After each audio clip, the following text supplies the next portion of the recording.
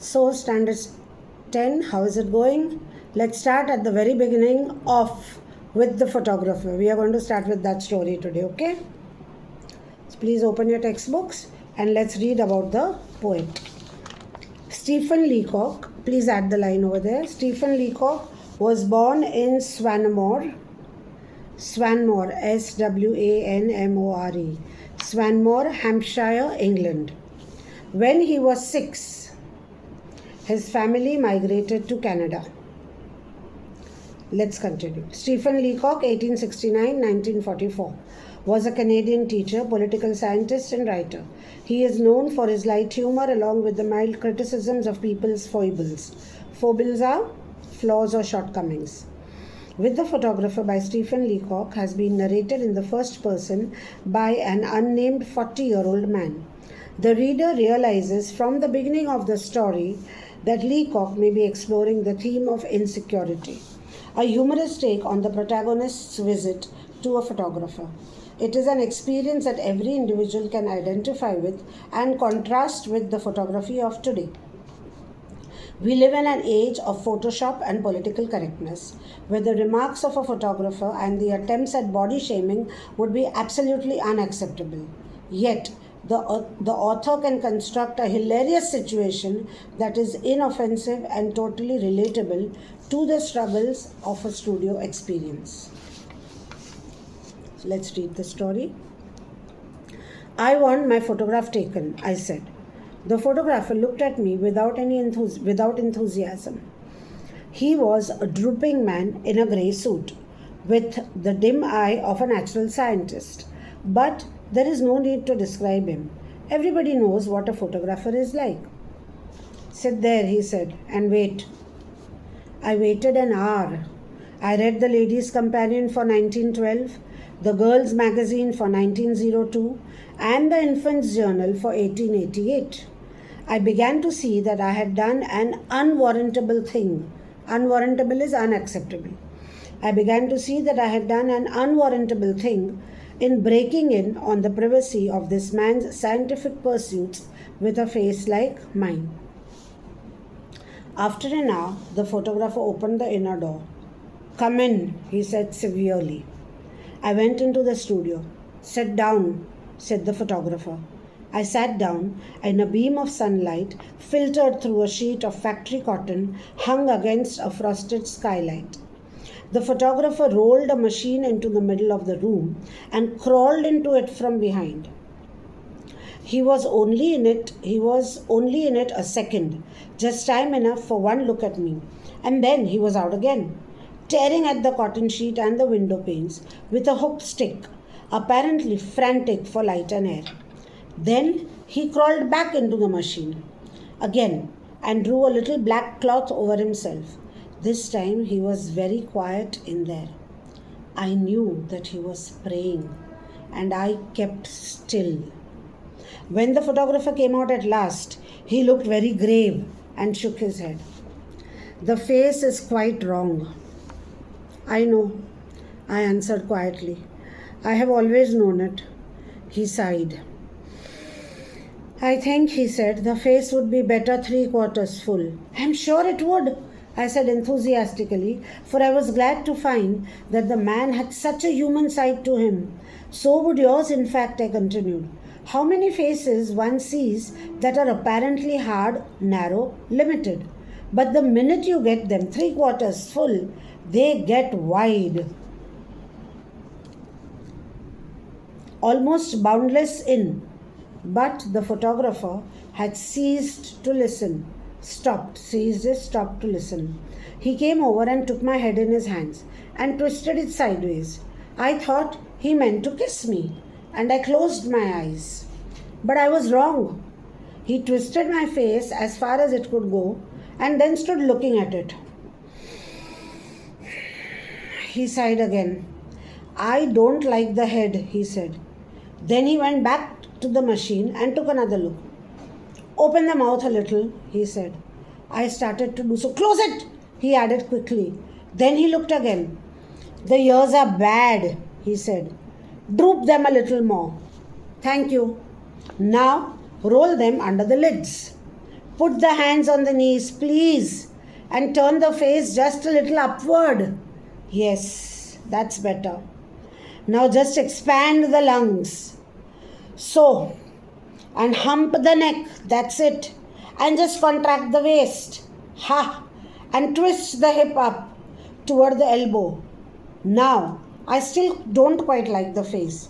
It's just a trifle too full. But I swung myself round on the stool.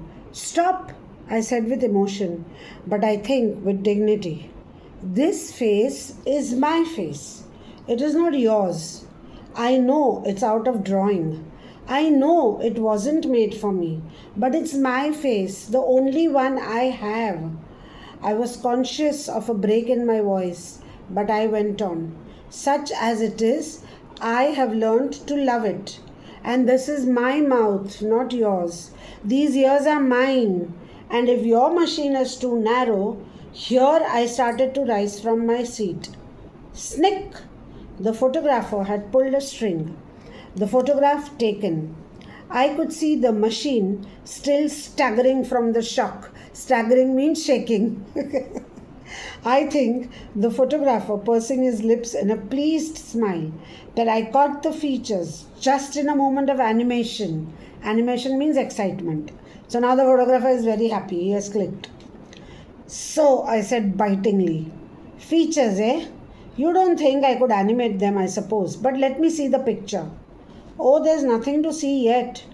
I have to develop the negative first. Come back on Saturday and I'll let you see a proof of it. On Saturday, I went back. The photographer beckoned me in. Beckoned means called me in. I thought he seemed quieter and graver than before. I think too, there was a certain pride in his manner. He unfolded the proof of a large photograph, and we both looked at it in silence. Is it me? I asked. Yes, he said quietly. It is you. And we went on looking. The eyes, I said hesitatingly, don't look very much like mine. Oh no, I've retouched them. They come out splendidly, don't they? Splendidly means impressively. Fine, I said. But surely my eyebrows are not like that. No, said the photographer with a momentary glance at my face. The eyebrows are removed. We have a process now, the Delphide, for putting in new ones. You'll notice here where we've applied it to carry the hair away from the brow, I didn't like the hair low on the skull. Oh, you don't you? I said. No, he went on. I don't care for it. I like to get the hair clear back to the superfices and make out a new brow line. Superfices is surface. Surface here means face, okay? Superfices means surface, and the surface over here means a face. What about the mouth? I said with a bitterness that was lost on the photographer. Is that mine? It's adjusted a little. Yours is too low. I found I couldn't use it. The ears, though, I said, strike me as a good likeness. They are just like mine. Yes, said the photographer thoughtfully. That's so. But I can fix that all right in the print. We have a process, the sulfide, for removing the ears entirely. I'll see if... Listen, I interrupted, drawing myself up and animating my features to their full extent and speaking with a withering scorn. Withering means disapproving. Withering is disapproving. And what is scorn? It is a feeling that someone is not worthy of any respect. When you talk to somebody scornfully, it means that that person is not worthy of any respect. So with a feeling of withering, with a feeling of scorn. That should have blasted a man on the spot. Listen, I came here for a photograph, a picture, something which, mad though it seems, would have looked like me. I wanted something that would depict my face as heaven gave it to me. Humble though the gift may have been, I wanted something that my friends might keep for after my death, to reconcile them to my loss. It seems that I was mistaken. What I wanted is no longer done. Go on then with your brutal work. Brutal means harsh, cruel. Go on then with your brutal work. Take your negative or whatever it is you call it, dip it in sulfide, bromide, oxide, cowhide, anything you like. Remove the eyes, correct the mouth, adjust the face, restore the lips, reanimate the necktie, and reconstruct the waistcoat. Coat it with an inch of gloss. Shade it. Emboss it. Gild it. Emboss means, what is the meaning of embossing it? Cause something to bulge up. To emboss something means to cause something to bulge up. And to gild it means to put a layer of gold around it. Okay. So emboss it, gild it, till even you acknowledge that it is finished. Then, when you have done all that, keep it for yourself and your friends. They may value it. To me, it is but a worthless bauble. What is a bauble? An inexpensive piece of jewelry. Which has little value, and here it means no value. Okay, so he's saying, to me it is but worth a worthless bauble. I broke into tears and left. So now he was, the narrator, this last sentence, I broke into tears and left. The narrator finds himself in an absolute miserable situation with an old photographer who thinks that the narrator's face is bad, his eyes are bad, his eyebrows are bad, his neck is bad, his nose is bad, his lips are bad, everything is bad. Okay, that his face is all wrong. Why? Because he looks at the face through a photographic experience for his lens and for his camera. So he finds everything bad. So, okay. So that is the story where the photographer is absolutely chilled, as you can say, absolutely out to destroy the original. So with that, we have read the story, and now let's do a little bit of discussion. Before we start with the discussion, I'll, of course, like I always do, I'll give you the setting and the title, and then we'll discuss it. Okay, so please take a picture of the setting.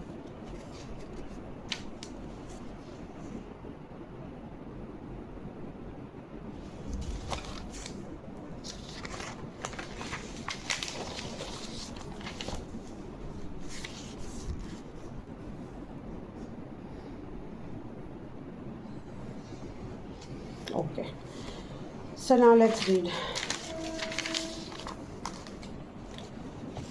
The technique of photography was not much developed, and with the photographer Stephen Leacock, 1869 to 1944. Setting: the technique of photography was not much developed, and people had to visit a photo studio to get their photos clicked. The story is set inside a photo studio where the narrator, who is also the protagonist, and the photographer are there.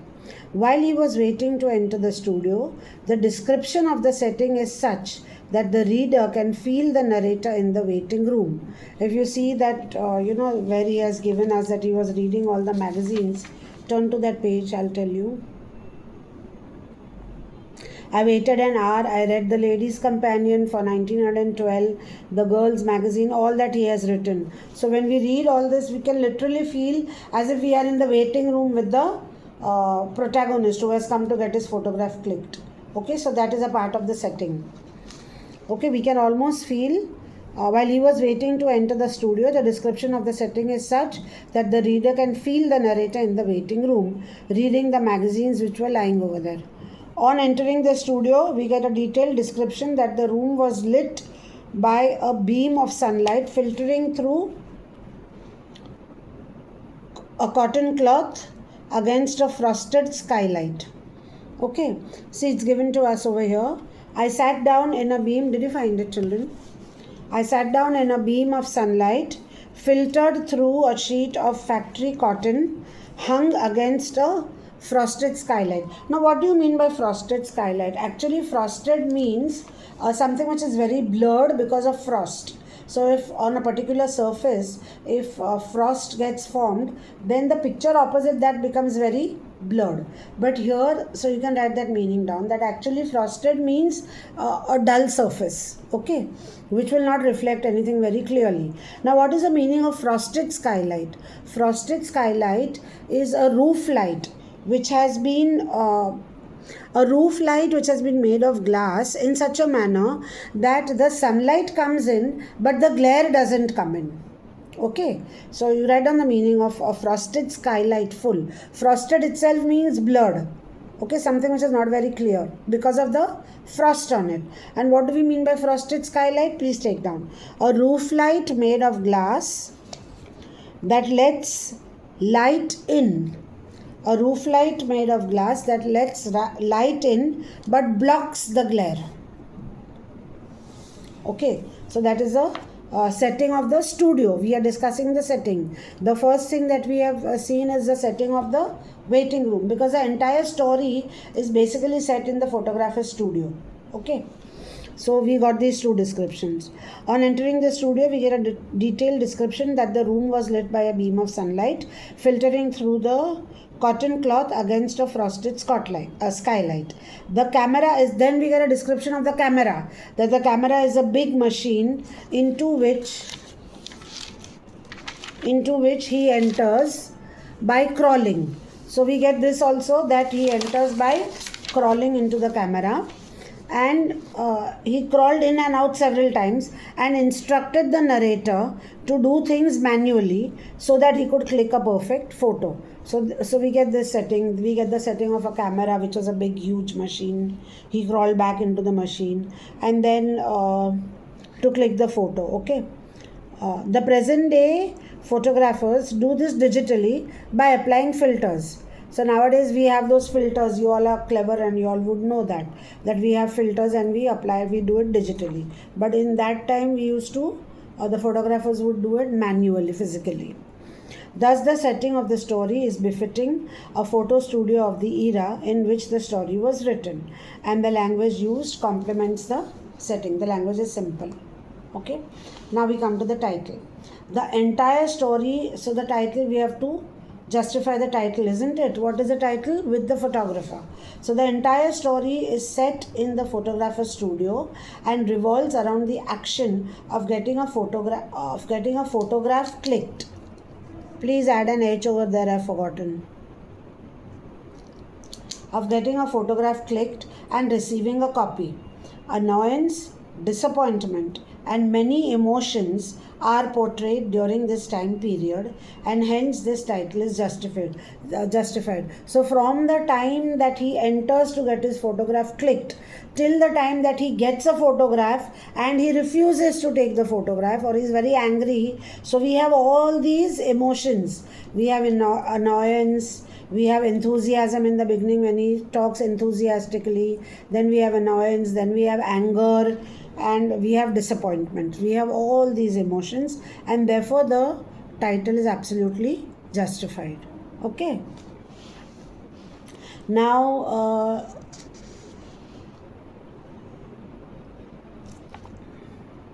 there's one more thing I would like you to see. We'll come to the style now. When we talk about the style, now as you know, I don't give notes on style. You have to write that by yourself while I'm teaching you. Okay, because I want you all to develop this thing, that you should understand the style by yourself and you should know what we mean by the style of writing. See children, basically the style of writing means the way in which the story is told. Okay, that is what we mean by the style of writing. So you think on your own that what exactly would be involved when we talk about the style of writing. If you see a human being, you say, oh, ye uska style hoga. To kya style hoga? The way a person normally answers, the way a person normally behaves, ye uska style hai. Understood? So what is the style over here? The style of the writer. So what is the style that has been used by the writer or the author in this particular story, whether it is this story, another story, whichever story you are doing. Okay, so here the style over here, if we notice, is it is a first person.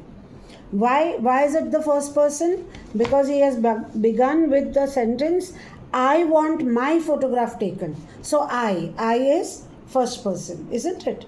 So it is I. Now who is this I? I is not just the narrator.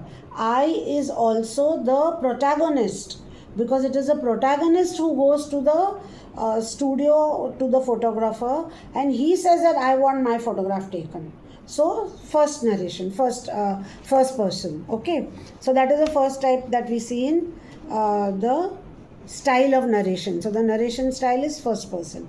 Now let's talk about the language. When you talk about something, you talk about the language of the style.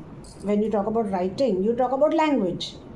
The style of writing would involve language. Apart from the narrator, it would involve the language. Now what type of language has he used? Has he used very decorative language, or has he used difficult words, where you have to look up a dictionary all the time, or something which you cannot understand? Or has he used simple words? If you notice over here, the story is very simple. You can easily understand what he is saying, what he is saying. Therefore we can say that the language used in the story is lucid, simple, and easy to understand, and it's direct language.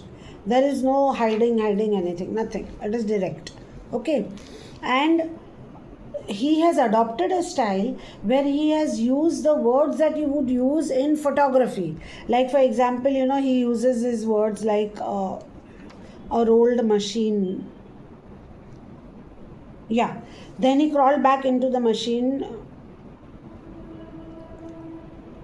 The photographer rolled a machine. Okay, then he crawled into it from behind. Then he put the hook stick on the window panes. So it's very simple. The style, you can easily understand. The words that has been used by the narrator or by the author is in conformity with a photographer. So we can understand what he's saying. Okay. Then what type of a tone, or what type of style and tone go almost together. Okay. So what is the tone of the story? Like, what do you mean by tone? Tone means when you are reading the story, or when the story is being read out to you, what feeling do you get? What feeling? When you are reading the story, what is the feeling in your minds? Which is the topmost feeling? Now here you will notice that the feeling over here is one which is humorous. We find it quite humorous when he says that, come to the second page, see, of the story, where he says, he twisted my face as far as it would go. Then he stood looking at it. Then he sighed. I don't like the head. Open the mouth. And as soon as he starts to do it, he says, close it again. Okay. Then he says, the ears are bad. Now when we are reading all this, we feel like laughing. Then what is he trying to do? So it's a humorous tone or a humorous style. So that is the third point you can write in this style, that it is a humorous style. Now, at the end of it, when you read the entire story, do you think that the author Stephen Leacock is only trying to make us laugh? Is it only a humorous story? No. When you read the entire story towards the end, because this last one sentence that, where is the last sentence here? I broke into tears and left. Now that definitely is not humorous, isn't it? And the way the narrator, the protagonist of the story behaves, we can see that he's very upset, he's very angry, he's very annoyed. So it's not only humorous. What is the other feeling that you get? A feeling of empathy. Apart from that, we realize that the author is trying to give us a very serious message. It is humorous, but he's giving us a very serious message that appearance cannot replace reality, and we should learn to accept reality. Whatever face we have, that is what the protagonist realizes, that whatever face I have and whatever has been given to me by heaven, I have to accept it.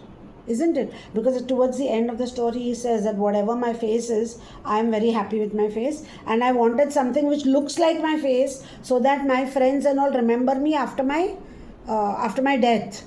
So I don't want something where you put in all your designs and make it photographic. I don't want anything like that. So that is also there, because in the beginning of the story, if we notice that when you come to that very first sentence, see the last sentence on the first line, page number 140.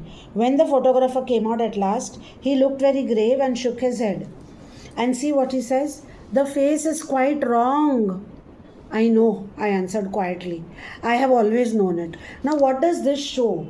This shows that the protagonist has got a certain amount of insecurity within himself. So, somewhere he has this insecurity, this feeling of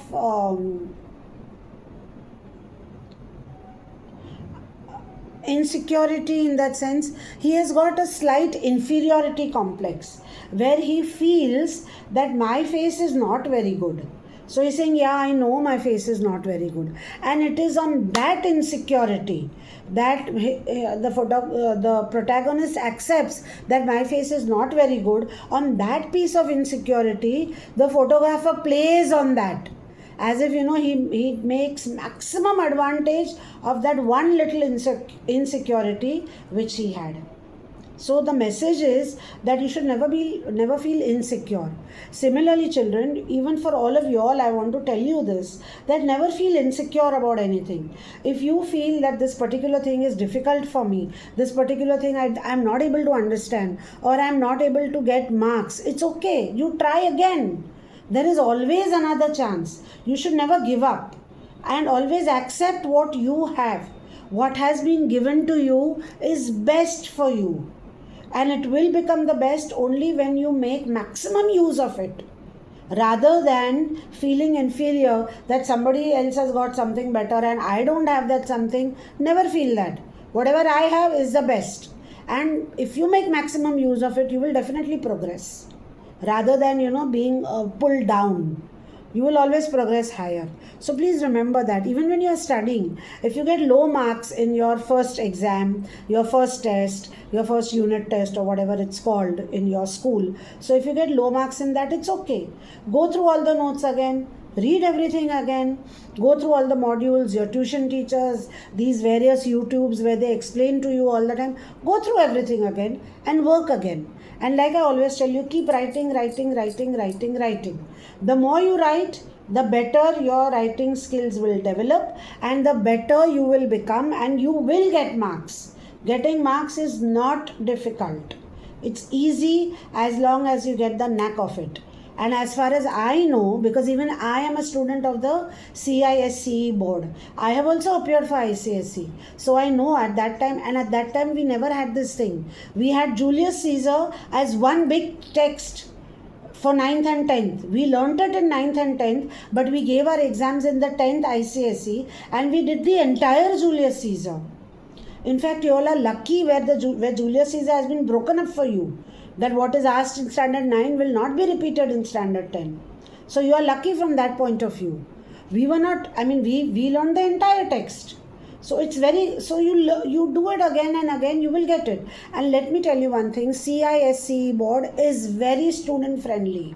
If you have special needs, if you are not able to understand something, or if you have special needs, like if some of the students are dyslexic and they are slow learners, they are not able to understand, the board provides extra privileges for such students. You are given extra time to write. You are given a helper to write if you are not able to understand. All you have to do is you have to go and speak to your principal. Of course, your principal would be knowing that this child, this student of mine in this school has got this particular problem. So you ask for a writer. You ask for the privileges that have been allotted to you by the CISCE board. Okay, so never fear. And never develop an inferiority complex under any circumstances. So that is the serious message that this story is by Stephen Leacock has been giving us. That even though we may laugh out at things, ultimately what we have is the best for us. So that is the serious message, okay? So now we come to the next style of the writing. What is the other style? So we have done, when we talk about style, we talk about the narration, then we talk about the language used, then we talk about the message or the tone. What is the tone and the message that the author is trying to give us? Then we come to the literary devices that he has used when he is writing this story. Now the main literary device over here that he has used is irony. And what is ironical over here, that the photographer, he pushed his idea of beauty, what he thought was beautiful to look at. He pushed his idea of beauty so much so that he ruined the entire face of the protagonist. It was as if he felt that what my idea of beauty is, your face should look like that. So it is very ironical that he prefers fake, or he prefers appearances over reality. And that is one of the themes, appearance over reality. So now let's come to the theme of the story. What are the themes that the writer has found over here? The first theme is appearance versus reality, like I just told you. Now this I want you all to take down notes when I am explaining. I've already explained to you the theme of appearance versus reality and how it is, how it appears, and then of course the feeling of insecurity which we have to overcome. So could you please take this note down if you are interested? I'll be reading it a little slow and you'll understand. Themes: appearance versus reality. The story begins with the narrator's visit to the photographer. The story begins with the narrator's visit to the photographer to get a photo clicked. To get a photo clicked which would portray his true face or self. Which would portray his true face or self. Full stop. But the photographer ends up producing a copy. The photographer ends up producing a copy that is nowhere near to reality. He has a different perception of beauty. He has a different perception of beauty and alters almost all the facial expressions, facial features, and alters almost all the facial features to make the photograph come up, to his standard of how a face should look.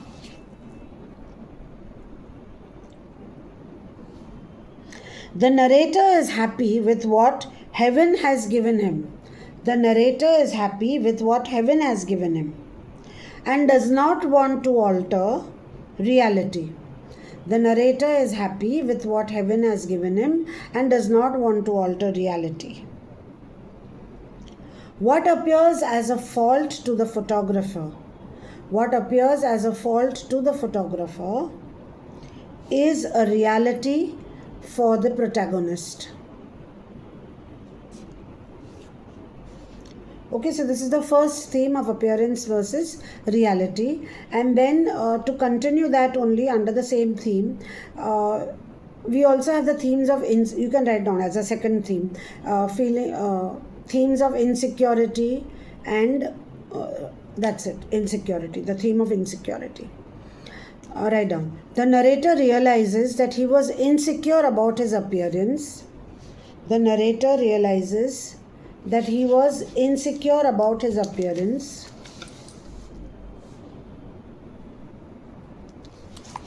The narrator realizes that he was insecure about his appearance and the photographer had played on his insecurity.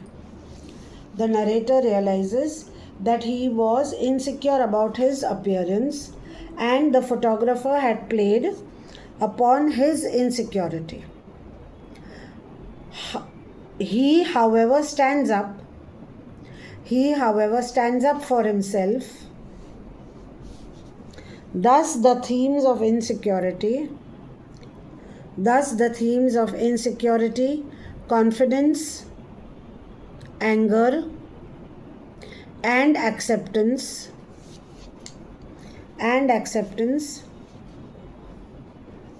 are also explored.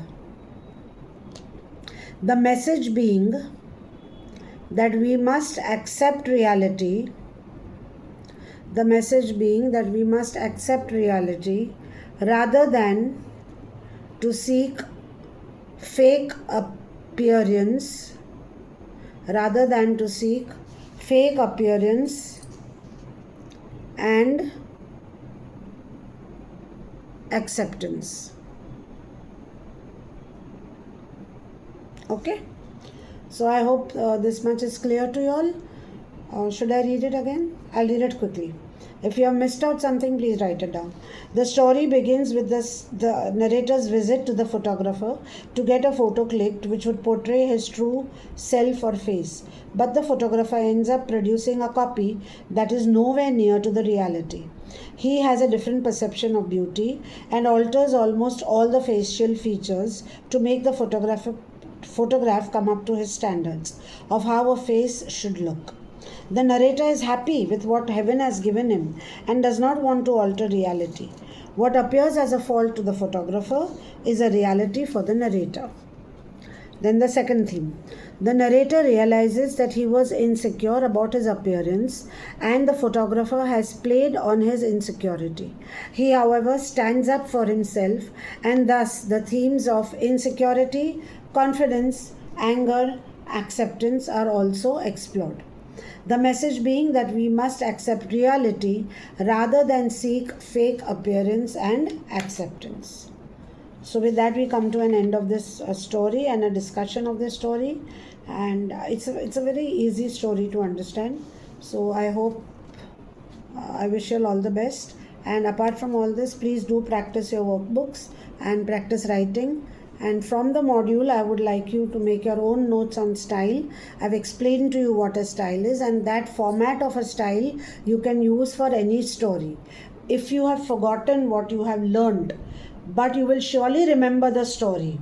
And if you get such a question on story or style or tone, remember tone of a poem or tone of a story is what it makes you feel. What is the tone? What is the underlying tone? What is the person trying to convey? What is the tone of the story or the poem means your feeling. When you read the poem, what is the feeling that you get? Okay, that is what we mean by tone. So when you're writing about the style in any story, please remember all the points that I've given you: the narration, the narrative technique, then you have to write about the tone, that is a style, the tone of the story or poem, then the language used, and the literary devices, whether he has used irony, whether he has used metaphors, whether he has used what figures of speech are used. Okay, so with that, here's your English facilitator, Hemangi, wishing you all the best, and see you again in my next module where we'll continue with your portion. Bye.